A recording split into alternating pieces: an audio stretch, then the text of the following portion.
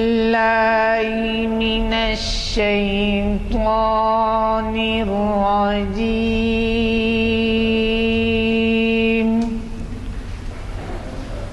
بسم الله الرحمن الرحيم.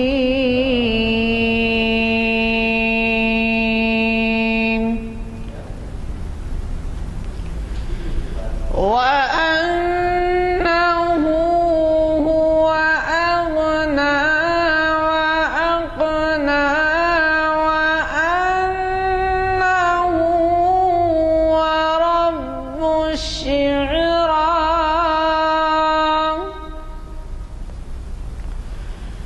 وأنه أهلك عادا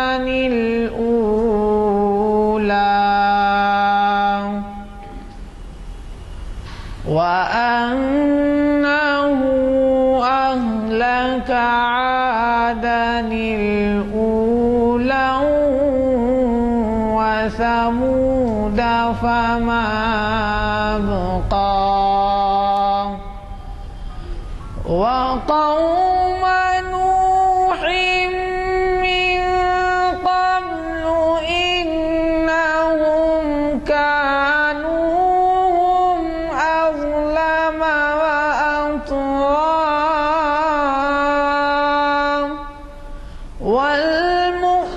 والمؤتفكة أهوى فغشاها ما غشا فبأي آلاء ربك تتمارى. صدق اللہ العظیم. السلام علیکم ورحمۃ اللہ وبرکاتہ. میں رؤوف حسین حسب خواہش جناب غلام یزدانی صاحب کنوینر جامع مسجد عالیہ کنفاؤنڈری آپ کی خدمت میں آج کا عنوان اور مقرر صاحب کا تعارف پیش کر رہا ہوں. آپ جناب سید امتیاز الدین صاحب سے جو اسکالر اقبالیات ہیں سے بخوبی واقف ہیں. انہوں نے ہماری نشستوں کو اہم عنوانات سے مخاطب کیا ہے. موصوف آج اپنے خود کے تجویز کردہ عنوان اقبال کی ایک نظم کا تجزیہ سے استفادے کا موقع دے رہے ہیں. ہماری آج کی یہ 697ویں نشست جامع مسجد عالیہ کنفاؤنڈری کے کانفرنس ہال میں منعقد ہو رہی ہے. اس کا آغاز خوش الہان حافظ و قاری جناب محمد عرفان احمد صاحب کی قرأت سے ہوا. ایک دو شعر اقبال کے میں ترنم میں آپ کی خدمت میں پیش کرتا ہوں.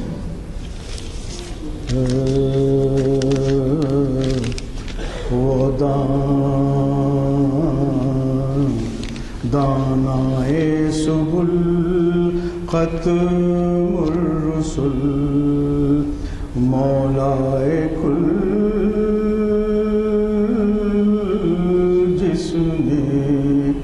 وہ دانائے سبل ختم الرسل مولائے کل جس نے غبار راہ کو بخشا فروغ وادی سینا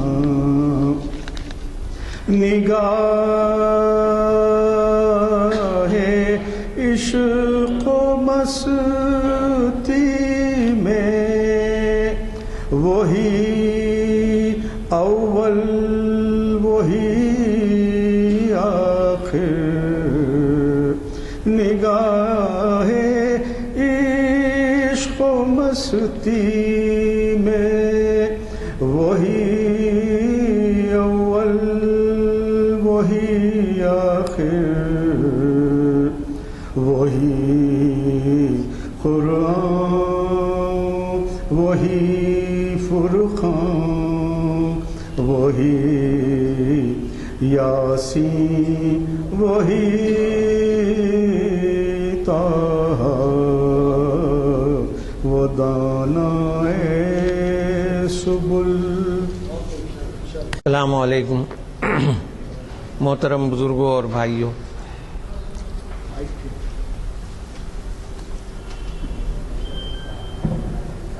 ٹھیک ہے نا؟ آواز تو آ رہی ہے نا؟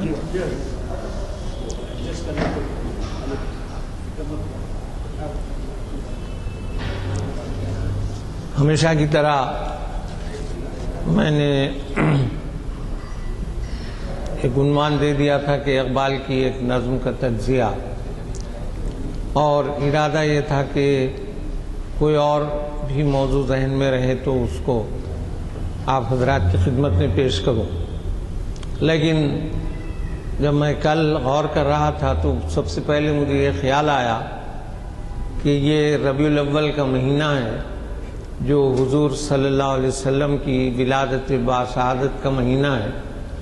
اس لیے حضور صلی اللہ علیہ وسلم کے تعلق سے اقبال کے کلام کو پیش کیا جائے، کیونکہ یہ موجب سعادت بھی ہے، اور ظاہر ہے کہ کوئی نظم اگر ایک سے زیادہ مرتبہ بھی اس کا ذکر ہو، اس کا تجزیہ کیا جائے یا اس کا مطالعہ کیا جائے تو اس سے فائدہ ہی ہوتا ہے، کوئی یعنی تکرار والی بات نہیں. تو جہاں تک اقبال کے اردو کلام کا تعلق ہے، آپ جانتے ہیں کہ اقبال کا جو اردو کلام ہے وہ ان کے فارسی کلام کے مقابلے میں کم ہے، یعنی والیوم کے اعتبار سے اس کی ان کی جو کتابیں ہیں فارسی میں، وہ اگر دیکھا جائے تو تقریباً 65% جو ان کا کلام ہے وہ فارسی میں ہے، اور 35% کلام جو ہے وہ اردو میں. اور اقبال کی بے شمار نظمیں ہیں جو انتہائی مقبولیت حاصل کر چکی ہیں. لیکن کوئی بھی ادب کا نقاد جب اقبال کے کلام کا جائزہ لیتا ہے تو اس کو 3 اہم نظمیں اقبال کے کلام میں نظر آتی ہیں جن کی بہت اہمیت ہے اور بہت ہی عمدہ نظمیں. مسجد قرطبہ، جو جس میں زمان و مکان کے فلسفے کو بھی پیش کیا گیا، اسلام کی عظمت کا اظہار کیا گیا، اور خود مسجد قرطبہ کے پس منظر میں مسلمانوں کے مستقبل کے تعلق سے بہت اچھی پیشنگوئیاں کی گئیں. اور شعری اعتبار سے بھی، جیسا کہ جگناتھ آزاد جو اقبال کے بڑے مداح تھے، تو انہوں نے یورپ کے سفر میں اقبال کی یہ نظم مسجد قرطبہ ان کو اتنی زیادہ پسند تھی کہ محض اس وجہ سے وہ گئے اسپین اور وہاں انہوں نے مسجد قرطبہ دیکھی. تو اسی طریقے سے دوسری نظم جو بہت اہم ہے اقبال کی وہ ہے ذوق و شوق، اور تیسری نظم ہے ساقی نامہ جو مثنوی کے طرز پہ ہے اور بہت ہی عمدہ نظم ہے. اس میں بھی جو ہے بہت ساری پیشنگوئیاں کی گئی ہیں، اور خود اس زمانے میں چین کی وہ اہمیت حاصل نہیں تھی چین کو، لیکن اقبال نے اس زمانے ہی میں پیشنگوئی کر دی تھی کہ چین آگے چل کر بہت بڑا ملک بننے والا ہے، اور مسلمانوں کے تعلق سے بھی انہوں نے جو کچھ کہا وہ آج بھی حرف بحرف صحیح ہے. لیکن یہاں مجھے آپ سے عرض کرنا ہے نظم ذوق و شوق کے بارے میں، جو اس سے پہلے بھی میں اس نظم کا مطالعہ ہم کر چکے ہیں، لیکن یہ ایک نعتیہ نظم ہے، اس لیے مناسب سمجھا گیا کہ آج اسی کا تذکرہ کیا جائے، چونکہ یہ ربیع الاول کا مہینہ ہے اور یہ نظم اتنی خوبصورت نظم ہے کہ اس کو جتنی بار بھی پڑھا جائے کم ہے. اس نظم کی ایک چھوٹی سی تاریخ بھی ہے کہ 1931 عیسوی میں جب اقبال یورپ گئے تھے راؤنڈ ٹیبل کانفرنس کے سلسلے میں، تو واپسی میں وہ اسپین گئے، پھر انہوں نے مسولینی سے اٹلی میں ملاقات کی، اور اس کے بعد ان کو فلسطین سے دعوت نامہ ملا کہ جہاں پر ایک بہت بڑی اسلامی کانفرنس ہو رہی تھی شب معراج کے موقع. تو اقبال فلسطین گئے وہاں بڑے بڑے اس وقت کے جو علماء تھے وہ موجود تھے اور شب معراج کا موقع تھا. تو جب اقبال وہاں پہنچے تو بے اختیار ان کا خیال حضور صلی اللہ علیہ وسلم کی طرف گیا اور ان کے ذہن میں ایک ایسا خاکہ بنا جیسے وہ مدینہ شریف کی زیارت کے لیے جا رہے ہیں. تو ایک قسم کا ایک تخیلی سفر ہے جو اقبال گویا مدینہ شریف کی طرف کرتے ہیں اور وہاں حضور صلی اللہ علیہ وسلم سے اپنا اور اپنی قوم کا احوال بیان کرتے ہیں. تو اس نظم کو اقبال نے جو قصیدے برد شریف کے جو عربی میں ہوا کرتے تھے اسی طرز پہ یہ نظم کہی گئی ہے. اور حضرت امام بصیری کا جو طرز تھا کہ بہت بڑے بزرگ گزرے ہیں جو سکن ڈیزیز ان کو کچھ ایسی لاحق ہو گئی تھی کہ جس کی وجہ سے وہ بہت پریشان تھے. تو لیکن وہ حضور صلی اللہ علیہ وسلم کے ظاہر ہے کہ بہت محبت رکھنے والے عقیدت رکھنے والے تھے اور انہوں نے گویا عرض کی کہ مجھے اس سے نجات دلائیے. تو حضور صلی اللہ علیہ وسلم کو ان کی بشارت ان کو ہوئی خواب میں اور انہوں نے محسوس کیا کہ آپ صلی اللہ علیہ وسلم نے ان کے اوپر ایک چادر ڈال دی اور دوسری صبح جب وہ بیدار ہوئے تو بالکل بھلے چنگے تھے. تو امام بصیری کا جو قصیدہ ہے اور جو ان کی نعت ہے اس طرز پر بھی اقبال نے اس نظم کا آغاز کیا ہے. اور جہاں تک ذوق کے معنی ہیں اب یہ سمجھ بھی نہیں آتا کہ ایک نعتیہ نظم کا عنوان ذوق و شوق کیوں رکھا گیا. تو ذوق کے معنی ہیں چکھنا، آزمائش کرنا اور یہ تصوف کی بھی اصطلاح. اور شوق کے معنی ہیں محبت کی زیادتی. تو اس میں گویا امتحان کرنے کے معنوں میں بھی ہے اور محبت کے معنوں میں بھی ہے. تو یعنی محبت کی جو انتہا ہو سکتی ہے وہ اس کا اظہار اس نظم میں ہے. چنانچہ اقبال نے اس نظم کا عنوان ذوق و شوق رکھا ہے. اور اس نظم کا جو پہلا شعر ہے وہ حضرت سعدی شیرازی رحمۃ اللہ علیہ کا ہے کہ دریغ آمدم زاں ہما بوستاں تہی دست رفتن سوئے دوستاں. یعنی میں ایسی جگہ سے جو کہ بالکل ایک بہترین باغ کی طرح تھی کیسے خالی ہاتھ اپنے دوستوں کی طرف آ سکتا ہوں. یعنی وہ گویا اپنے ملک کو واپس آتے ہوئے ملت اسلامیہ کے لیے کچھ تحفہ لانا چاہتے تھے.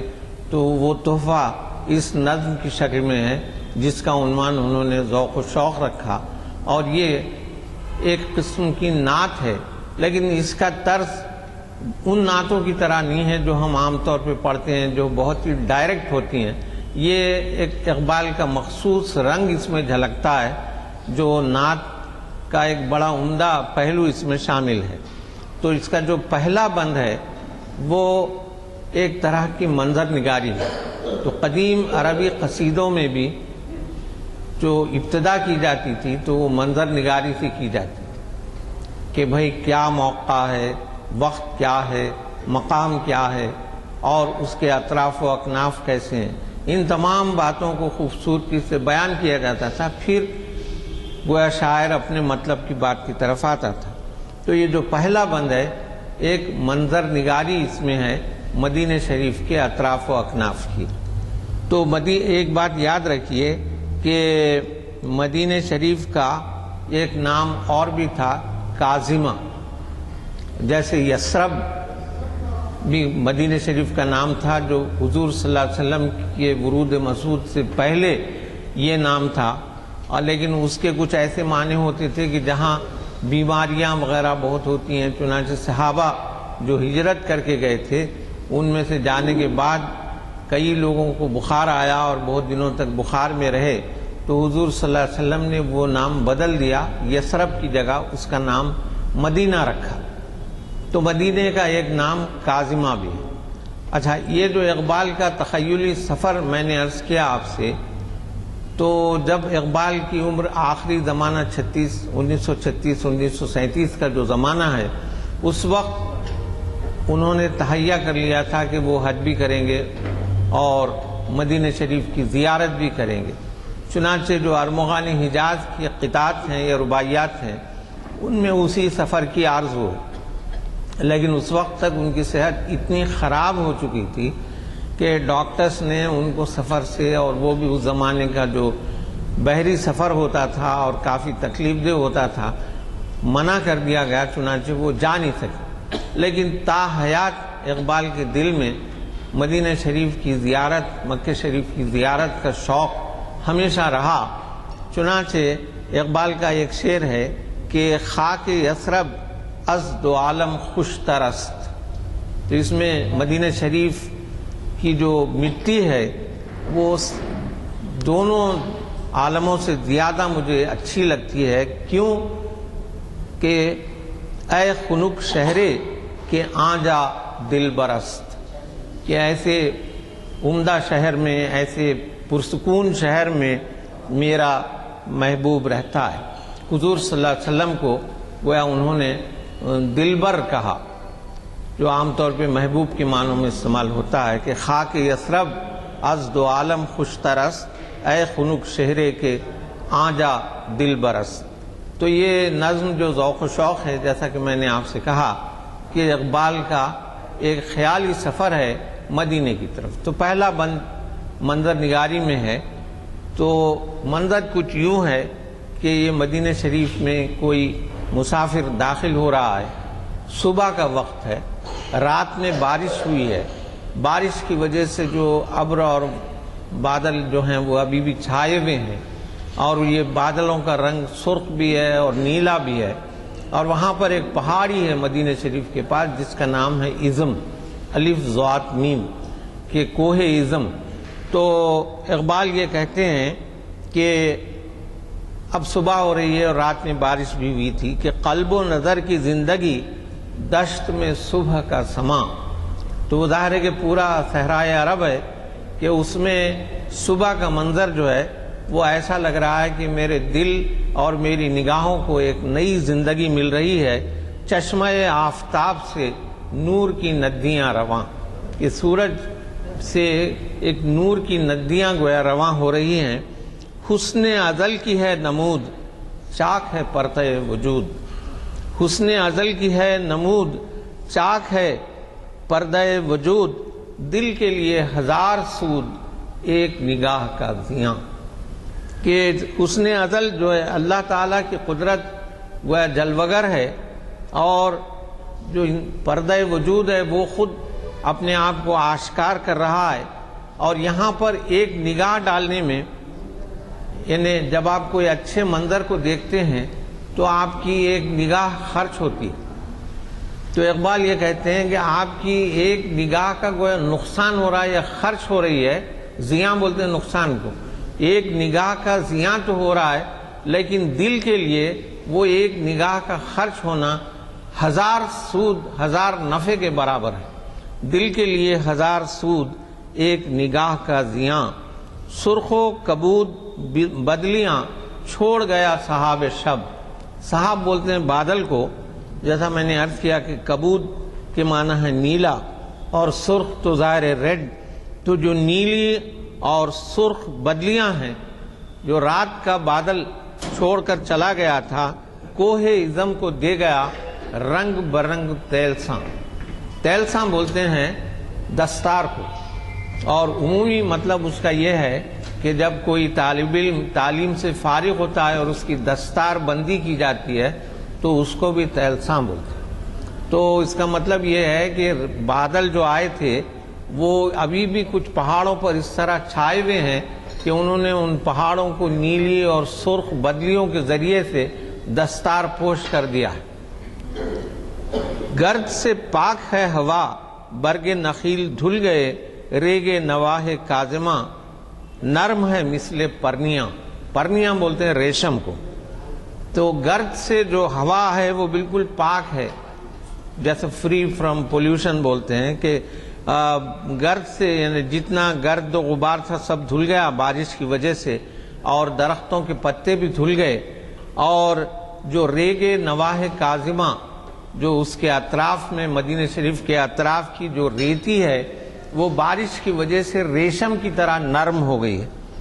اور اس کے بعد قدیم عرب کا بھی طریقہ تھا کہ بعضو جو سڑک پہ کبھی قافلے گزرتے ہیں تو وہ کھانے پکانے کا بندوبست کرتے ہیں، کبھی ڈیرا ڈال دیتے ہیں، تو ان کی تنابیں، ان کی رسیاں پڑی ہوئی ہیں، اور اسی طریقے سے کچھ کھانا پکانے کے سامان، یعنی کچھ لکڑیاں، راکھ، کوئلہ، یہ ایسی چیزیں پڑی ہوئی ہیں۔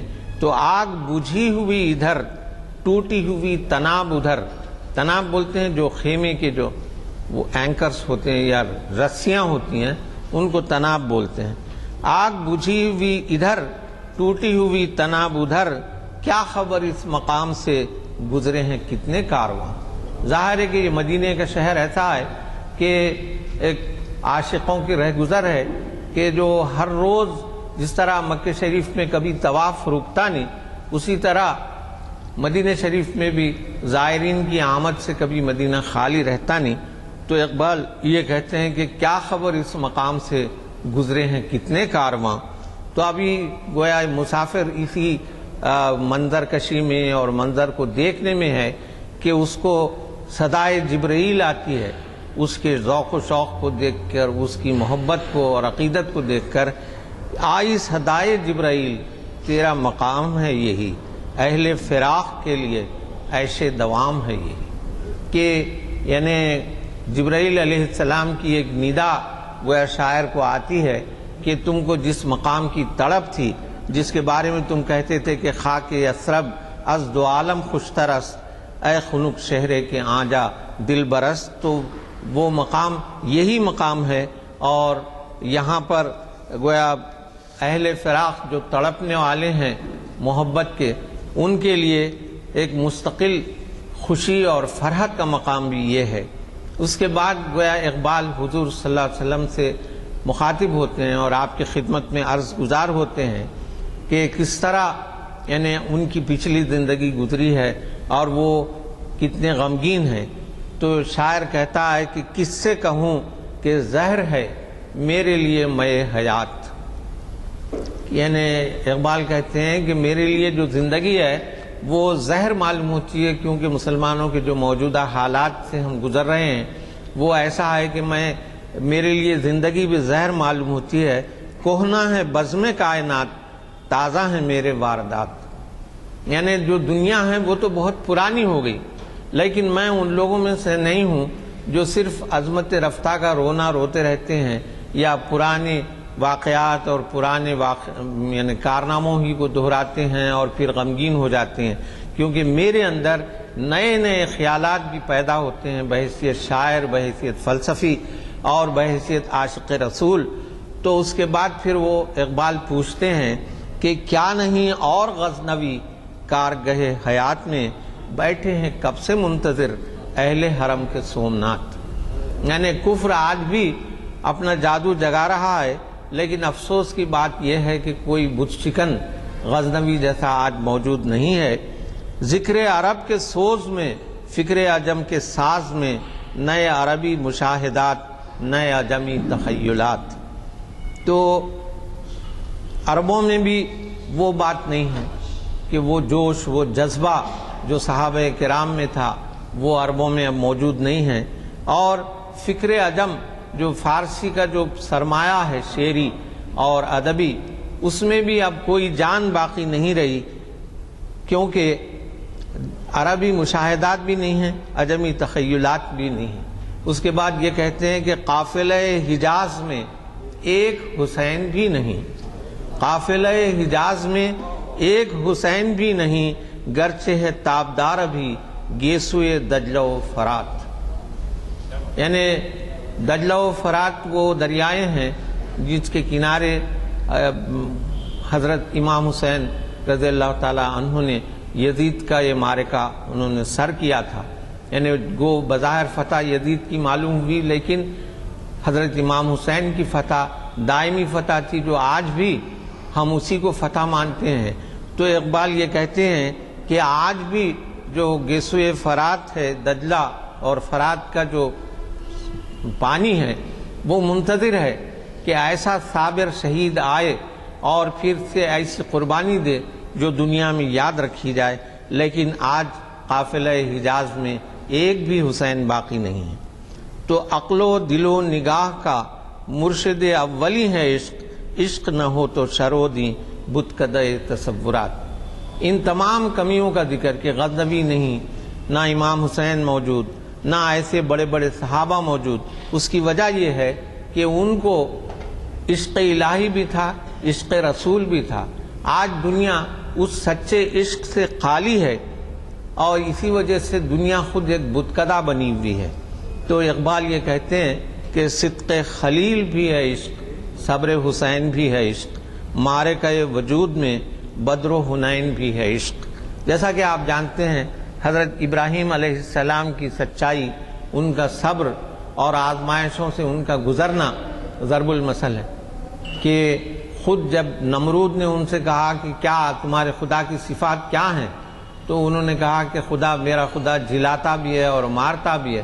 تو نمرود نے کہا کہ یہ کیا بڑی بات ہے۔ اس نے کچھ قیدیوں کو بلایا جن کے لیے موت کی سزا مقرر ہو گئی تھی، انہوں نے کہا کہ میں ان کو معاف کرتا ہوں نمرود نے، تو گویا یہ نئی زندگی پا گئے، اور جن لوگ جو بے گناہ تھے میں ان کو مروا دیتا ہوں، تو موت بھی میرے ہاتھ میں ہے، زندگی بھی میرے ہاتھ میں ہے۔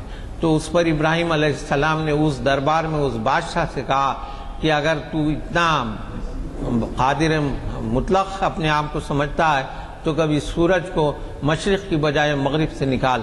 تو اس پر وہ لاجواب ہو گیا۔ اس طرح ابراہیم علیہ السلام کے کئی واقعات ہیں۔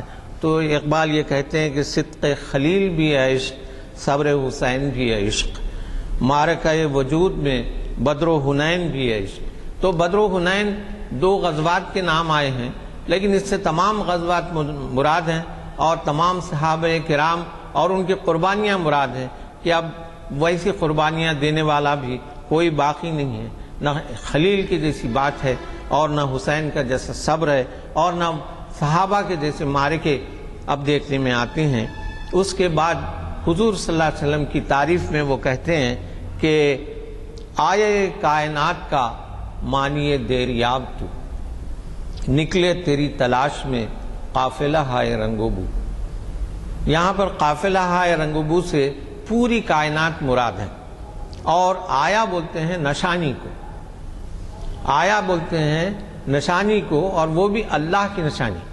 چنانچہ قرآن کی جو آیت ہے جس کو ہم آیت بولتے ہیں، وہ لفظ آیا ہے کہ آیت اللہ، تو قرآن کی جو آیات ہیں وہ آیت اللہ ہیں۔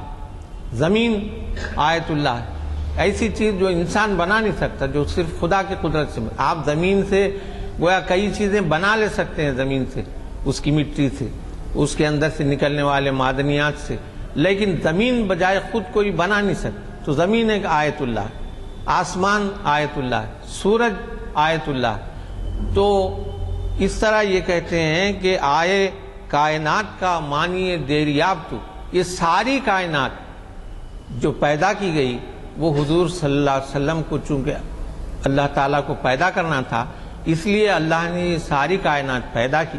تو اقبال یہ کہتے ہیں کہ چونکہ آپ کو پیدا ہونا تھا اس لیے یہ کائنات پیدا کی گئی۔ تو آئے کائنات کا مانی دیریاب تو، نکلے تیری تلاش میں قافلہ ہائے رنگ و بو، کہ جو ساری دنیا آپ کے نور سے فیضیاب ہونے کے لیے تڑپ رہی ہے اور آپ کی تلاش گویا جاری ہے۔ جلوتیان مدرسہ کور نگاہ و مردہ ذوق، خلوتیان میکدہ کم طلب و تہی کدو۔ تو اقبال یہ کہتے ہیں کہ لیکن آج کل کا زمانہ ایسا ہے کہ جو مدرسے میں پڑھنے والے ہیں وہ کور نگاہ، کہ ان کی نگاہیں اندھی ہیں اور ان میں کوئی ذوق باقی نہیں رہا، اور خلوتیان میکدہ کم طلب و تہی کدو، کہ جو میکدے یعنی ایسی شراب جو شراب طہور یا شراب جو پاکیزہ، اس کی طرف اشارہ ہے کہ ایسے میکدوں میں بیٹھنے والے بھی نہیں رہے۔ اور اس کے بعد یہ اقبال اپنا تعارف کراتے ہیں کہ میری جو پوری شاعری ہے اس میں پرانے زمانے کے جو ہماری عظمت رفتہ ہے اس کا راز آپ کو ملے گا، اور میری پوری زندگی جو ہے وہ ان گمراہ لوگوں کو جو راستہ بھٹکے ہوئے ہیں ان کو میں چاہتا ہوں کہ راستہ دکھاؤں، کہ میری غزل میں ہے آتش رفتہ کا سراغ، میری تمام سرگزشت کھوئے ہووں کی جستجو۔ اس کے بعد اقبال اپنے شعر کے بارے میں کہتے ہیں کہ باد صبا کی موج سے نشو و نمائے خار و خس، میرے نفس کی موج سے نشو و نمائے آرزو۔ جس طرح ہوا سے جو پتے ہیں اور جو مختلف نباتات ہیں وہ نشو و نما پاتے ہیں، اسی طرح میری فکر کی جو روشنی ہے اور اس کی جو نمو اور تازگی ہے، اس سے انسان کے دل میں آرزو کا چراغ جلتا ہے۔ خون دل و جگر سے ہے میری نوا کی پرورش، ہے رگ ساز میں رواں صاحب ساز کا لہو۔ تو اقبال خون جگر اور خون دل کی بڑی اہمیت ہے، چنانچہ ایک جگہ کہتے ہیں کہ نقش ہیں سب ناتمام خون جگر کے بغیر، نغمہ ہے سودائے خام خون جگر کے بغیر۔ تو جب تک خون جگر شامل نہ ہو، جو اخلاص ہے وہ شامل نہ ہو، اس وقت تک کسی چیز میں وہ بات پیدا نہیں ہو سکتی۔ تو اقبال یہ کہتے ہیں کہ میری شاعری میں، میری آواز میں میرا خون دل و جگر شامل ہے، اور جو رگ ساز ہے یعنی جو تار ہیں ساز کے، اس میں خود میرا لہو دوڑ رہا ہے۔ اور اس کے بعد اقبال انتہائی فرط محبت سے یہ کہتے ہیں، جو زبور عجم جو ان کی کتاب ہے اس کا شعر ہے کہ فرصت کشمکش مدح این دل بے قرار را، یک دو شکن زیادہ کن گیسوے تابدار را۔ یعنی مجھے اپنی کشمکش میں ایک لمحے کے لیے بھی میرے دل کو قرار مت بخش، بلکہ اپنی گیسوؤں کو تو اور زیادہ تابدار بنا اور زیادہ شکن آلود بنا۔ اس طرح اقبال حضور صلی اللہ علیہ وسلم کی خدمت میں اپنا نذرانہ عقیدت پیش کرتے ہیں، اور اس کے بعد حضور صلی اللہ علیہ وسلم کی تعریف میں اقبال کا یہ شعر جو ضرب المثل بن گیا ہے اور نہایت عمدہ شعر ہے کہ لوح بھی تو قلم بھی تو تیرا وجود الکتاب، کہ جو لوح ہے، لوح محفوظ، وہ بھی گویا آپ ہی کے لیے ہے، اور قلم جس سے اللہ تعالیٰ نے رقم فرمایا وہ بھی آپ ہی کے لیے ہے، اور قرآن مجید جو نازل ہوئی وہ بھی آپ ہی پر نازل ہوئی اور آپ ہی کے لیے ہے۔ چنانچہ قرآن ناطق حضور صلی اللہ علیہ وسلم کو کہا جاتا ہے کہ جو کچھ قرآن کا کہا ہوا ہے وہ آپ کا کیا ہوا ہے۔ چنانچہ جیسے کچھ صحابہ حضرت عائشہ صدیقہ کی خدمت میں حاضر ہوئے اور پوچھا کہ حضور کے اخلاق کیسے، تو آپ نے جواب دیا کہ کیا تم نے قرآن نہیں پڑھا؟ جو قرآن کے اخلاق ہیں وہ حضور کے اخلاق تھے۔ چنانچہ اقبال کہتے ہیں کہ لوح بھی تو قلم بھی تو تیرا وجود الکتاب، گنبد آبگینہ رنگ تیرے محیط میں حباب۔ گنبد آبگینہ رنگ مانے آسمان، یعنی آسمان جو ہے گنبد ہے، اور جو نیلگوں آسمان ہے وہ آبگینے کے جیسا اس کا رنگ ہے۔ گنبد آبگینہ رنگ، حالانکہ وہ اتنا وسیع ہے کہ کوئی اس کی وسعت سے واقف نہیں ہے، لیکن آپ کی شخصیت، آپ کی بابرکت ہستی ایسی ہے کہ آسمان کی حیثیت آپ کے سامنے ایک بلبلے کی طرح، کہ گنبد آبگینہ رنگ تیرے محیط میں حباب، محیط مانے احاطہ، سرکمفرنس یا پیریفری، اور حباب بولتے ہیں بلبلے کو۔ ذرہ ریگ کو دیا تو نے طلوع آفتاب۔ ذرہ ریگ آپ سعودی یعنی عربستان کو بھی سمجھ سکتے ہیں، اور ان حبشی غلاموں کو بھی، جیسے حضرت بلال تھے جو نہایت کوڑے بھی کھاتے تھے، لوگ ان کو تکلیف پہنچاتے تھے۔ جب آپ کے حلقہ ارادت میں شامل ہوئے اور جب آپ کے صحابی بنے تو حضرت عمر، حضرت صدیق اکبر، حضرت علی، سب لوگ ان کو سیدنا کہہ کے پکارتے تھے۔ تو ذرہ ریگ کو دیا تو نے طلوع آفتاب، شوکت سنجر و سلیم تیرے جلال کی نمود، فقر جنید و با یزید تیرا جمال بے نقاب۔ یعنی دو بڑے بڑے بادشاہوں کے نام ہیں۔ سنجر کی ریاست جو تھی وہ غیر معمولی ریاست تھی، اس کی شان و شوکت ایسی تھی کہ بڑے بڑے لوگ ان درباروں میں جانے سے تھراتے تھے۔ تو اقبال یہ کہتے ہیں کہ ان بادشاہوں کا جو دبدبا تھا، جو ان کی رونق تھی، وہ آپ کے جلال کی ہلکی سی جھلک اس میں دیکھنے کو ملتی ہے۔ اور حضرت جنید بغدادی، حضرت بایزید بستامی جیسے بزرگ آپ کے جمال کی ایک جھلک آپ ان میں دیکھ سکتے ہیں۔ اور شوق تیرا اگر نہ ہو میری نماز کا امام، میرا قیام بھی حجاب، میرا سجود بھی حجاب۔ یعنی اگر آپ سے وارفتگی، آپ کا تتبع، آپ کا اتباع جب تک میری رہنمائی نہ کرے، اس وقت تک میرا کھڑے رہنا بھی ایک معمولی سی چیز ہے، حجاب ہے، اور میرا سجدہ بھی جو ہے اس میں وہ بات پیدا نہ ہو سکتی، جیسا کہ جب تک مجھے آپ سے ویسی محبت نہ ہو۔ تیری نگاہ ناز سے دونوں مراد پا گئے، عقل غیاب و جستجو، عشق حضور و اضطراب۔ کہ یہاں پر اقبال نے عقل اور عشق کا مقابلہ کیا ہے کہ آپ کی الفت سے اور آپ کی ایک توجہ سے، یہ اقبال عقل کے خلاف ہیں، عشق کے حامی ہیں۔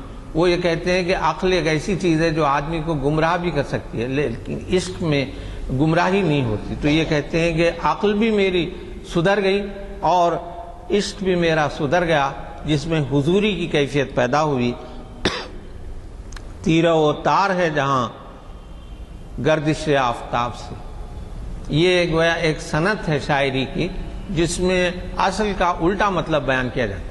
حالانکہ ہونا تو یہ چاہیے کہ آفتاب کی گردش سے دنیا کیا کائنات روشن ہو، لیکن اقبال کہتے ہیں کہ تیرہ و تار ہے جہاں گردش آفتاب سے، تب زمانہ تازہ کر جلوہ بے حجاب سے۔ یعنی یہ اگرچہ کہ سورج چمک رہا ہے، اگرچہ کہ روشنی دکھائی دے رہی ہے، لیکن پھر بھی ایک ظلمت کی کیفیت ہے، اس لیے آپ اپنا جلوہ ایک بار دکھائیں تاکہ یہ ساری دنیا ایک بار پھر سے تازہ ہو جائے آپ کے جلوہ بے حجاب سے۔ جیسا جگر صاحب کا شعر ہے کہ لاکھ ستارے ہر طرف، ظلمت شب جہاں جہاں، ایک طلوع آفتاب دشت و چمن سحر سحر۔ تو اس کے بعد اقبال پھر حضور سے مخاطب ہوتے ہیں کہ تیری نظر میں ہیں میرے تمام میرے گزشتہ روز و شب، تیری نظر میں ہیں تمام میرے گزشتہ روز و شب، مجھ کو خبر نہ تھی کہ ہے علم نخیل بے رتب۔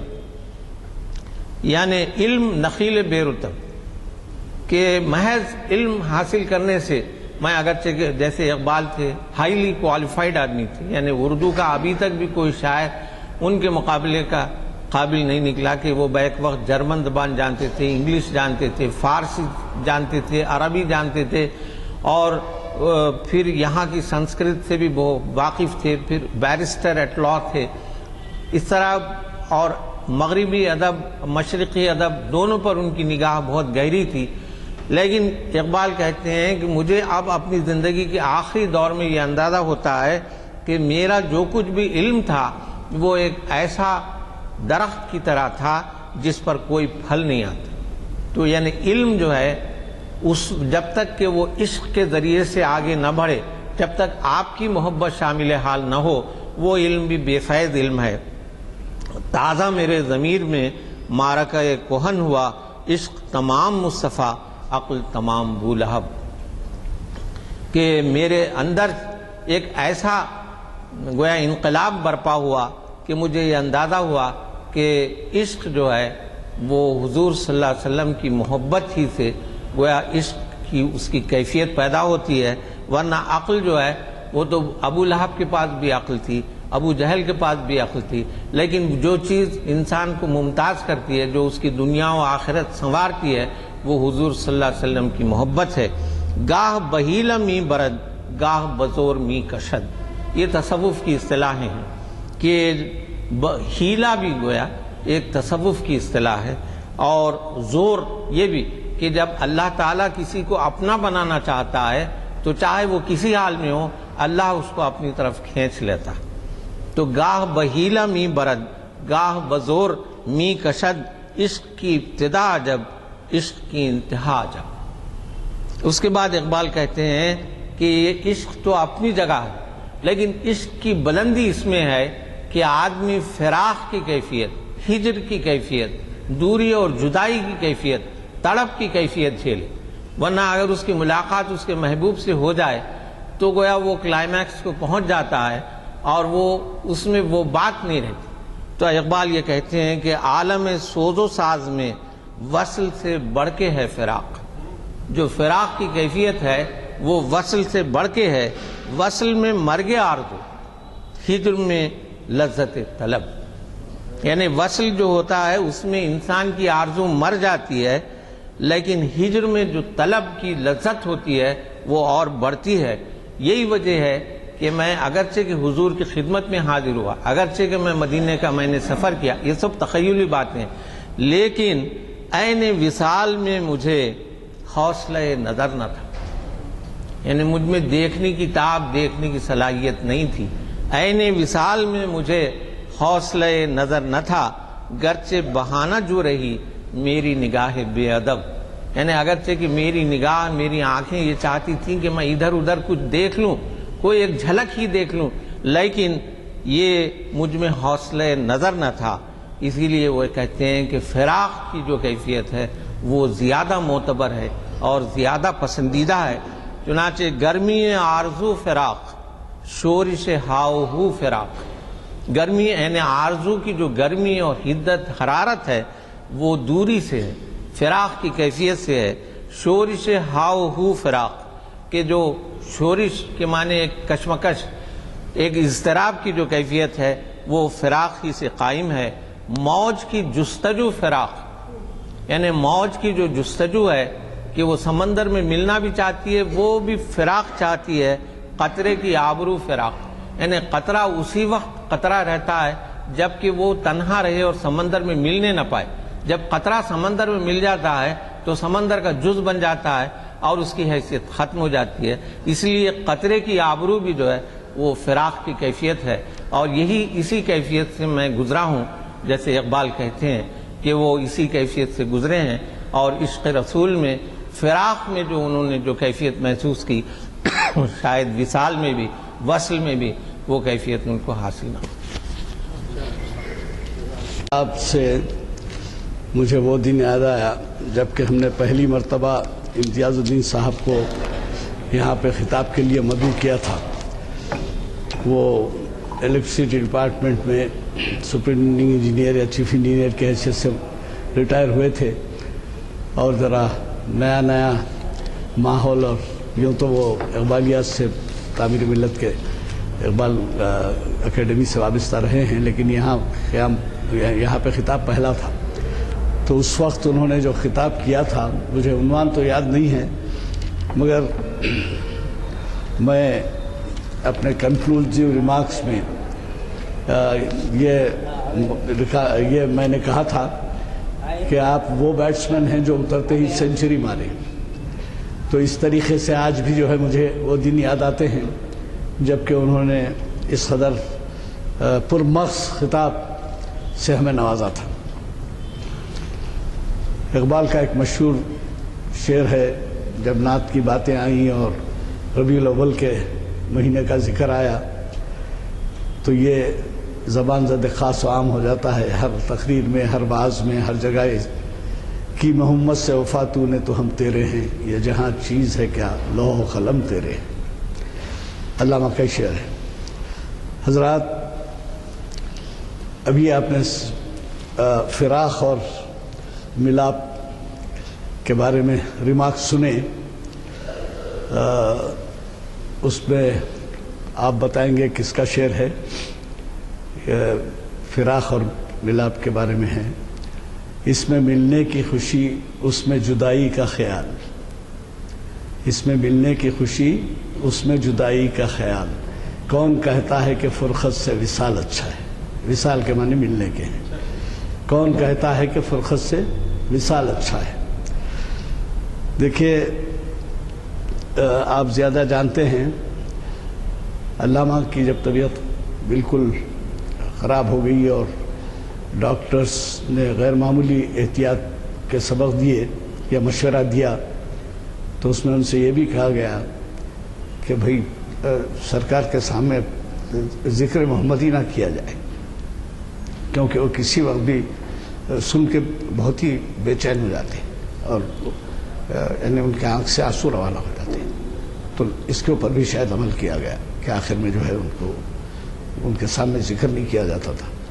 اور پھر یہ بھی ہے کہ بعض لوگ یہ کہتے ہیں کہ جب آپ نے نیت کی ارادہ کیا اور اس کے بعد بھی نہ جا سکے تو بعض لوگوں کا خیال یہ ہے کہ وہ شاید اگر مدینہ جاتے تو پھر واپس نہیں آتے اور ہم جو ہے ان کے کلام سے محروم ہوتے. اور اللہ تعالیٰ کو شاید یہ منظور تھا کہ وہ کلام اپنا جاری رکھیں اور جو بھی تبلیغ یا درس ان کے ہیں قرآن حدیث اور تاریخ اسلام کے تعلق سے وہ جو ہے ان کا سلسلہ جاری رہے. تو اس وجہ سے جو ہے شاید آپ تو کہتے ہیں کہ جب کبھی کوئی حج کو جاتا ہے یا عمرے کو جاتا ہے تو طلب ہی نہیں ہوئی, طلب ہو گئی, بلاوا آ گیا, اب نہیں ہوا وہ, اور وہ شاید اس کی وجہ یہ بتاتے ہیں کہ شاید اللہ تعالیٰ کو یہ منظور تھا تو اس وجہ سے وہ طلب ہی نہیں ہوئی. اچھا, ابھی آپ نے ذکر کیا کہ زبانوں میں کئی زبان جانتے تھے تو ان کے ہندی کی مہارت کا عالم ملاحظہ. انگریزی تو خیر آپ کو معلوم ہے پروفیسر آرنالڈ کے استاد تھے یورپین, اور وہ آرنالڈ کی تربیت کی وجہ سے پھر انگریزی کے اندر تو ان کا جو عبور تھا غیر معمولی تھا. اور شاید کوئی شاعر ہو جس کو انہوں نے نہیں پڑھا ہو, یا شاید کوئی فلسفی ہو, کانٹ, گوئٹے, کیا کیا نام ہے, یہ تمام فلسفیوں کو انہوں نے پڑھا ہے. اور ظاہر ہے کہ وہ تو یا تو فرینچ میں یا انگلش میں ہی پڑھا ہے انہوں نے. تو ہندی کے الفاظ جو ان کے اشعار میں ملتے ہیں, مجھے ایک شعر یاد آیا, خود اپنے پہ کہہ لیتے ہیں, ابدی شک کے معنی ڈاؤٹ کرنا. اقبال بڑا ابدی شک ہے من باتوں میں موہ لیتا ہے, اپنے اوپر کہتے ہیں. اب یہ ابدی شک کا لفظ جو ہے جب تک کہ کوئی ہندی میں مہارت نہ ہو استعمال نہیں کر سکتے. اقبال بڑا ابدی شک ہے من باتوں میں موہ لیتا ہے, گفتار کا غازی بن تو گیا کردار کا غازی بن نہ سکا, اپنے اوپر بولتے ہیں. خیر وہ شعرا کی آپ کو معلوم ہے کہ ایسے اشعار آپ کو کئی ملیں گے جس میں وہ اپنے آپ کو, جیسے غالب نے ایک دفعہ کہا, ذوق سے ان کے ذرا نوک جھوک چلتی تھی تو اپنے پہ لے کے کہتے ہیں, ذوق بادشاہ کے بہت قریب ہو گئے تھے تو اپنے پہ ڈال کے بولتے ہیں, بنا ہے شہ کا مصائب پھرے ہے اتراتا, بنا ہے شہ کا مصائب پھرے ہے اتراتا, وگرنہ شہر میں غالب کی آبرو کیا ہے. خود اپنے اوپر لے کے بولتے ہیں.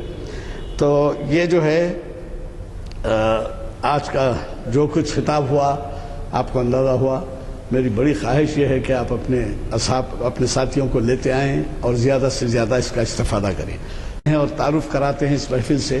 تو ہماری 12 نشستوں میں سے کم از کم 4-6 نشستوں میں تو ان کے چہرے نظر آتے ہیں. تو ضرور ہمارے نئے مہمان ہیں جی فرق آپ بولیے وقار صاحب جو اسٹیٹ بینک آف انڈیا میں اعلیٰ عہدے سے فائز تھے, اور ان کے پاس فیکلٹی کے طور پہ ریٹائرمنٹ کے بعد بھی آپ کو فیکلٹی کے طور پہ لیا.